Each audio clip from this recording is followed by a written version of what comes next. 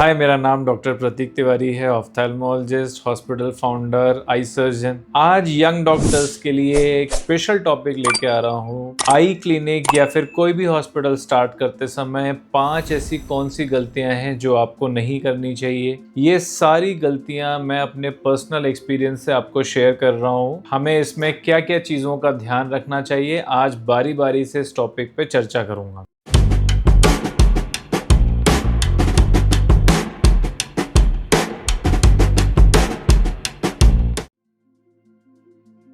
Mistake number 1, clinic खोलकर wait करना कि पेशेंट्स अपने आप टर्न अप हो जाएंगे, पेशेंट्स अपने आप आ जाएंगे। क्लिनिक खोलकर पेशेंट्स का वेट मत करो। ओपीडी लक से नहीं, ओपीडी सिस्टम से जनरेट होती है। आपका गूगल माई बिजनेस प्रोफाइल कैसा है, क्या उस पर एडिक्वेट नंबर ऑफ रिव्यूज हैं, क्या उस पर आपकी सारी डिटेल्स सही लिस्टेड हैं, आपके ओल्ड पेशेंट्स को फॉलो अप कॉल्स जा रहे हैं कि नहीं, कैंप पेशेंट्स को आप ट्रैक कर रहे हैं कि नहीं, रेफरल डॉक्टर्स को पता होना चाहिए कि आप क्या काम करते हो, और आपके व्हाट्सएप और सोशल मीडिया पर कंटिन्यूअस पेशेंट एजुकेशन हो रहा है या नहीं। मेरी एडवाइस यंग डॉक्टर्स को है कि आपको इन सारी बातों का ध्यान रखना चाहिए। अगर आप ये सारे सिस्टम्स बिल्ड करते हो तो आप एक पेशेंट की पाइपलाइन क्रिएट कर रहे हो, जिससे आपकी ओपीडी की डिपेंडेंस लक पर नहीं, सिस्टम्स पर आएगी। Mistake number 2, random discounting. Patients negotiate करे तो डिस्काउंट, पेशेंट्स बाहर से प्राइजेस कंपेयर करता है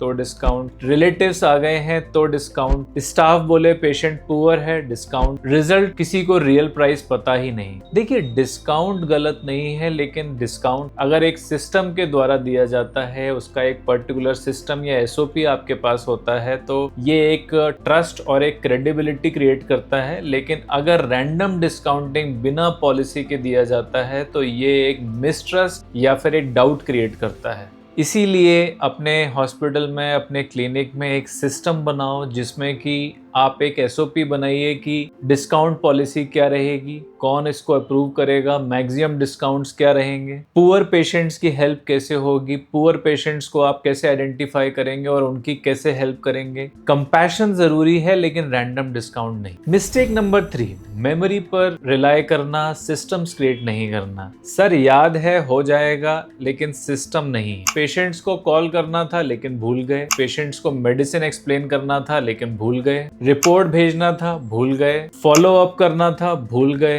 अगर आपका क्लिनिक या आपका हॉस्पिटल भी मेमोरी पर चल रहा है, एसओपीज या सिस्टम्स पर नहीं चल रहा है, तो एक न्यू कमर या फिर स्टाफ से मिस्टेक होने के चांसेस काफी ज्यादा होते हैं। देखिए, स्टाफ अगर मिस्टेक करेगा और आप उसको डांटेंगे तो नेक्स्ट टाइम से वो मिस्टेक्स को हाइड करना स्टार्ट कर देगा, और धीमे धीमे ये चीज पेशेंट्स तक ट्रांसफर होती है, और धीमे धीमे पेशेंट्स हॉस्पिटल के सिस्टम्स को डाउट करने लगते हैं और उनका ट्रस्ट कहीं ना कहीं टूट जाता है। तो हॉस्पिटल रन करना मेमोरी मैनेजमेंट नहीं, सिस्टम मैनेजमेंट है।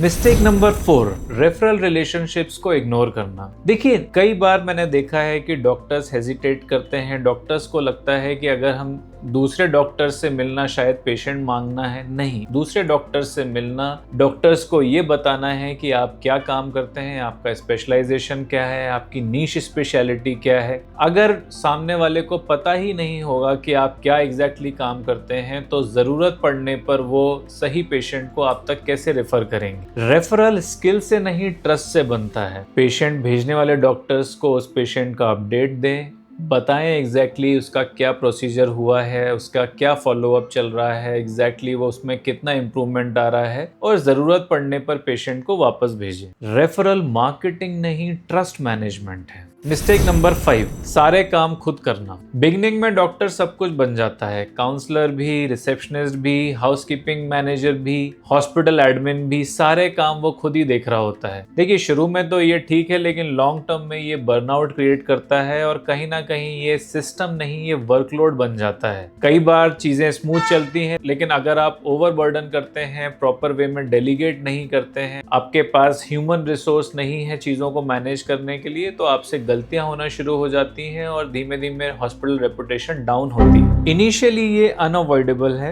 लेकिन लॉन्ग टर्म में ये बर्नआउट क्रिएट करता है। धीरे धीरे आपको डेलीगेशन करना पड़ेगा, ऑप्टोमेट्रिस्ट वर्कअप करेगा, रिसेप्शन अपॉइंटमेंट्स हैंडल करेगा, टेलीकॉलर फॉलोअप्स ट्रैक करेगा। अगर हर छोटी छोटी चीज डॉक्टर से पूछ के होगी तो आपने सिस्टम नहीं बनाया है, अपने लिए एक स्ट्रेस बनाया है। इसीलिए सिस्टम्स क्रिएट करो, एसओपीस क्रिएट करो, सारे काम खुद करने की कोशिश मत करो। तो ये वो 5 मिस्टेक्स हैं जो आपको ध्यान रखना चाहिए। प्राइवेट प्रैक्टिस सिर्फ एक अच्छा डॉक्टर बनने की जर्नी नहीं है, ये एक अच्छा कम्युनिकेटर, ये एक अच्छा एडमिनिस्ट्रेटर और एक अच्छा क्लिनिशियन बनने की जर्नी। ये चीज जितना आप जल्दी सीखते हैं, आपकी जर्नी उतनी कम पेनफुल होती है। उम्मीद करता हूं कि इस वीडियो से आपको जरूरी जानकारी मिली होगी। यंग डॉक्टर्स चैनल को फॉलो करिए, यहाँ पर हम रियल लाइफ और रियल लेसन्स की बात करते हैं।